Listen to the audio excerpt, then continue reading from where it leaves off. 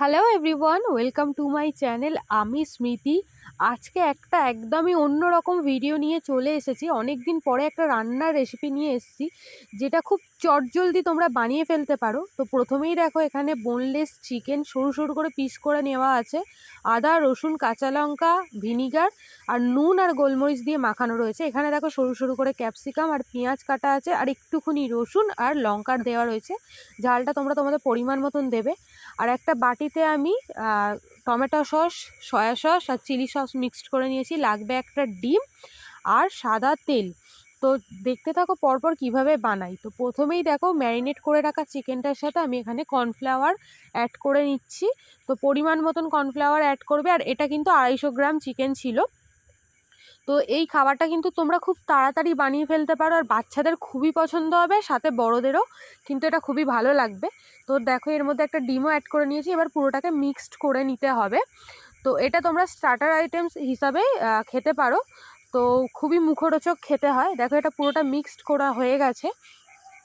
তো এরপর দেখো, এগুলোকে লম্বা লম্বা করে ভেজে নেবে। তো আমি একটা খেলানো সসপ্যান নিয়েছি। এরকম খোলা জায়গায় করলে তোমরা একসাথে সবটা অনেকটা ভাজতে পারবে, পরিমাণ মতন আর কি। তো লম্বা লম্বা করেই এটা ভাজলে বেশি খেতে ভালো লাগে। আর একদম কড়া কড়া করে ভাজতে হবে, এটা কিন্তু খুবই ক্রিস্পি করে ভাজতে হবে, তবে কিন্তু বেশি টেস্টি খেতে লাগবে। এটা করা খুবই সিম্পল। তো দেখো, এবার কড়াইতে যেইটুকুনি তেল রয়েছে, সেই তেলের মধ্যে আমি রসুন কুচিটা দিয়ে দেবো আর লঙ্কা কুচিটা দিয়ে দেবো। দিয়ে হালকা ভাজা ভাজা করে এর মধ্যে লম্বা লম্বা করে কেটে রাখা ক্যাপসিকামটা অ্যাড করব আর পেঁয়াজ অ্যাড করব। তো এর মধ্যে তোমরা রেড, ইয়েলো বেল পেপারও অ্যাড করতে পারো, কিন্তু সেটা আরও কালারফুল দেখতে লাগবে। তো ক্যাপসিকামটা যেহেতু একটু ভালো করে ভাজলে ভালো লাগে, সেই জন্য ক্যাপসিকামটা একটু হালকা করে ফার্স্টে ভেজে নেব। তার মধ্যে এবার পেঁয়াজটাকে অ্যাড করে দেবো। পেঁয়াজটা বেশিক্ষণ না ভাজলেও হবে, কারণ অলরেডি পেঁয়াজটা কিন্তু কাঁচাই খাওয়া যায়। তো এরপরে হালকা ভাজা ভাজা হয়ে গেলে এর মধ্যে সসগুলোকে অ্যাড করে দেবো। কাইন্ড অফ চিলি চিকেন যেমন হয়, তবে চিলি চিকেনের মতন অত প্রসেস নেই, মানে ওখানে একটু আলাদা প্রসেসিং রয়েছে। তো এটা কিন্তু খুবই তাড়াতাড়িও হয়ে যায়। তো হালকা হালকা ভাজা ভাজা হয়ে গেলে এবার এর মধ্যে সসটাকেও অ্যাড করে দেবো। আর এই চিকেনের রেসিপিটা আমরা রেস্টুরেন্টে কিন্তু অনেক টাকা দাম দিয়ে খাই, যেটা ক্রিসপি চিকেন উইথ সটে করে বিক্রি হয়, যেটা প্রায় 250 টাকা 300 টাকা কিন্তু প্লেট রেস্টুরেন্টে বা ক্যাফেতে বিক্রি হয়। তো দেখো, এর মধ্যে সসটা পুরো অ্যাড করে নিয়েছে। এর মধ্যে তোমরা হালকা জল মিশিয়ে নেবে। আমি এর মধ্যে একটু জল অ্যাড করেছিলাম, সেটা দেখানো হয়নি।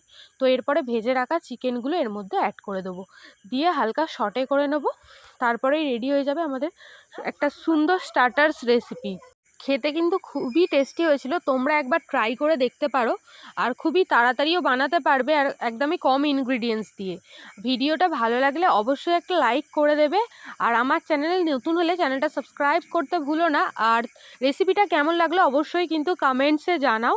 তো দেখা হচ্ছে আবার নতুন কোনো ভিডিওতে। আর আমি কী ধরনের ভিডিও পোস্ট করলে তোমরা দেখতে পছন্দ করবে, আমাকে কিন্তু কমেন্টসে জানাতে পারো। টাটা, সবাই সুস্থ থেকো, ভালো থেকো।